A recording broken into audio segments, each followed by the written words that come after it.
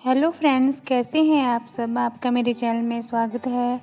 तो ये है मेरी सुबह सुबह की किचन और यहाँ पे हमने ब्रेकफास्ट कर लिया है और मेरी बेटी स्कूल चली गई है और मेरे हस्बैंड जो हैं वो अपने काम पे चले गए हैं। तो ऐसी हालत होती है सुबह सुबह मेरी किचन की। ये मॉर्निंग के लगभग 9:30 बज गए हैं और अब मेरा जो है वो क्लीनिंग का रूटीन शुरू हो गया है। सबसे पहले जो शेल्फ़ के ऊपर एक्स्ट्रा सामान पड़ा हुआ है मैं उसको उठाऊँगी। ये मेरी चकला बेलन है, मैं इनको उठा रही हूँ सबसे पहले। और ये मेरी मसालदानी है, साथ में ये जूठे बर्तन हैं, इनको मैं सबको सिंक में रख रही हूँ। तो मैं किचन की क्लीनिंग जो है वो ऊपर वाली शेल्फ़ से कर रही हूँ जहाँ पे मैं खाना बनाती हूँ। और ये देखिए मैंने सारे बर्तन जो है वो यहाँ पे रख दिए हैं सिंक पे, इनको मैं बाद में धोऊँगी। पहले मैं गैस स्टोव और शेल्फ़ को साफ़ करूँगी अच्छे से। तो ये सारे डिब्बे हैं जो मैंने खाना बनाने के लिए लिए थे सुबह-सुबह, तो ये इधर-उधर गिर गए हैं सारे। तो अब मैं इनको अच्छे से सेट कर रही हूँ।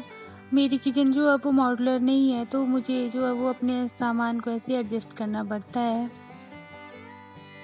इस बार हमने सोचा था कि किचन को मॉड्यूलर कर लेंगे और यहाँ पे कबर्ड वगैरह लगा लेंगे, लेकिन बीच में कोरोना आ गया तो फिर हस्बैंड का काम जो है वो थोड़ा-सा स्लो हो गया है। तो अब पता नहीं कब ये मॉड्यूलर बनेगी।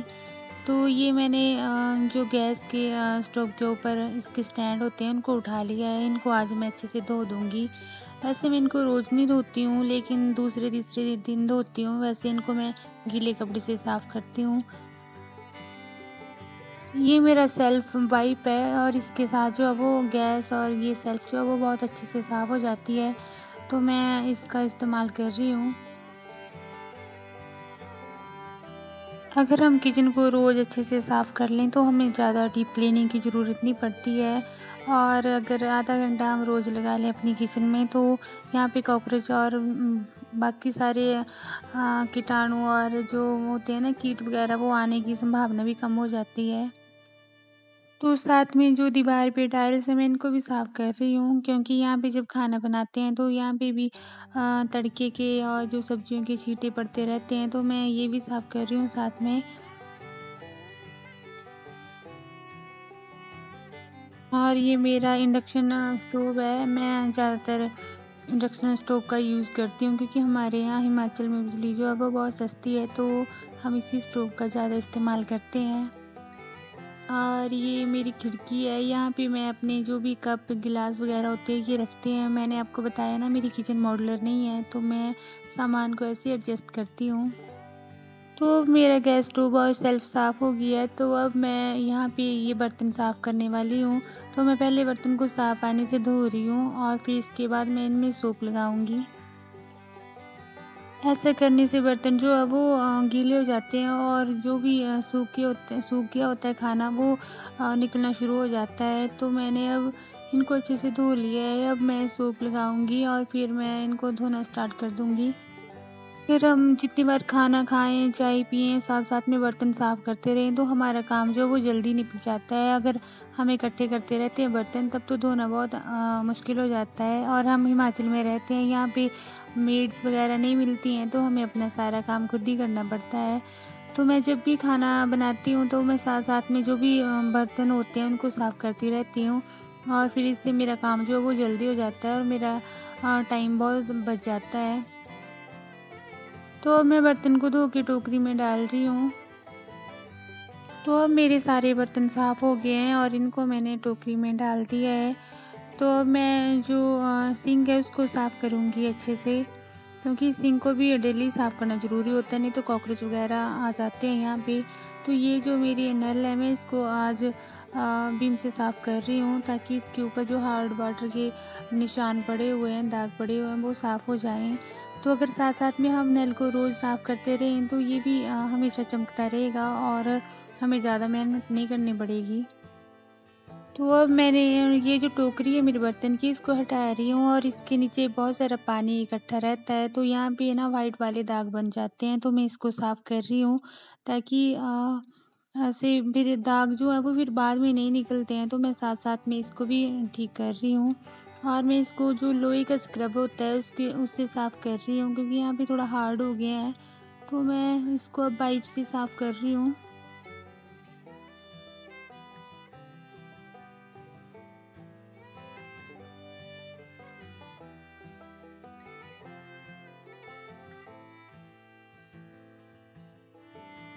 तो आज मैं सिंक को भी विम बार से साफ़ कर रही हूँ और इसको मैं साथ में साफ़ करती रहती हूँ। हमेशा जितनी बार मैं बर्तन साफ़ करती हूँ तो मैं इसको धो देती हूँ साथ में, ताकि ये साफ़ रहे और जो भी इसमें बैक्टीरिया वगैरह वो साथ साथ में साफ़ हो जाए। तो मैं इसको अब अच्छे से साफ़ कर दूँगी। तो फिर अब मैं रात को ही खाना बनाऊँगी, क्योंकि मैं अकेली रहती हूँ घर में पूरा दिन। मेरी बेटी थोड़ा लेट आती है 3-4 बजे, और मेरे हस्बैंड रात को आते हैं।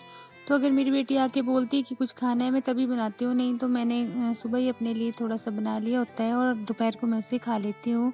तो ये मेरा ऊपर वाला पोर्शन जो है वो साफ़ हो गया है, और अब मैं नीचे फ़र्श को साफ़ कर रही हूँ, क्योंकि मैंने झाड़ू सुबह ही लगा लिया था, लेकिन फिर भी जब खाना बनाते हैं तो आटा गिरता रहता है और भी कुछ सब्ज़ी वगैरह गिरती रहती है, तो मैं इसको अब पोंछा लगा रही हूँ। जब भी हम क्लीनिंग करते हैं तो सबसे ज़्यादा टाइम जो है वो किचन में ही लगता है, क्योंकि किचन में ही तो सारा खाना बनता है, किचन में ही सब कुछ होता है, तो और सामान भी सबसे ज़्यादा किचन में होता है, और किचन सबसे ज़्यादा छोटी होती है, तो उसको अरेंज करना और उसको साफ़ करना थोड़ा डिफ़िकल्ट होता है। तो किचन जो है वो ऐसी जगह है घर की जहाँ पे स्पेस छोटा होता है लेकिन काम ज़्यादा होता है। किचन के फर्श को बार-बार साफ़ करना पड़ता है, क्योंकि हम जितनी बार भी किचन में कोई काम करते हैं, खाना बनाते हैं, स्नैक्स बनाते हैं, कुछ भी करते हैं, तो कुछ ना कुछ नीचे गिरता रहता है और फिर उसमें मक्खियाँ और कॉकरोच वगैरह लग जाते हैं। तो अगर हम साथ-साथ में साफ़ कर दें तो ठीक रहता है, और फिर हमारा काम भी जल्दी निपट जाता है, क्योंकि ऐसे करेंगे कि अब हम बाद में करेंगे तो किचन जो है वो बहुत गंदी हो जाती है। तो अगर साथ-साथ में कर दें तो अच्छा लगता है, और जब भी हम किचन में आएँगे, अगर किचन साफ़ होगी तो हमारा काम करने को मन करेगा, और यहाँ पे खड़े होके खाना बनाने का, कुछ भी बनाने का मन करेगा। नहीं तो अगर किचन गंदी हो तो फिर ऐसे तो मन ही नहीं करता है कि किचन के अंदर जाएँ भी। तो फ्रेंड्स, ये मेरी किचन जो है वो अब साफ़ हो गई है, और आप बताइएगा कि आपको ये वीडियो कैसा लगा, और कैसी लगी आपको मेरी ये किचन। अगर वीडियो पसंद आई तो वीडियो को लाइक शेयर कमेंट करिएगा, और मेरे चैनल को सब्सक्राइब करिएगा। और फिर मैं आपको अगले ब्लॉग में मिलूँगी, तब तक बाय बाय, टेक केयर।